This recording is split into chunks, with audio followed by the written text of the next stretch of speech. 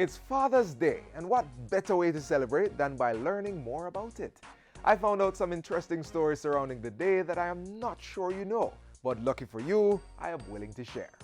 Did you know that it wasn't until 1972 that a law was passed in the United States to permanently recognize Father's Day? Jamaica is among the many countries that have since embraced that US decree for the third Sunday in every June to celebrate fathers.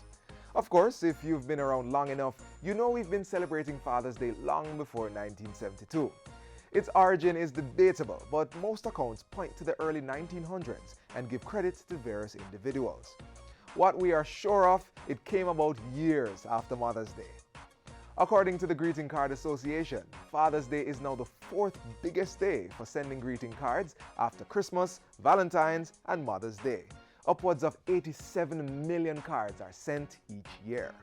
Also, did you know the official flower for Father's Day is a rose?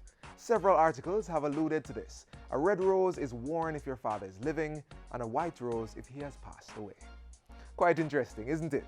Just in case you didn't get a chance to buy your dad something today, it's not too late. Write him a letter expressing some of the things you love and admire about him.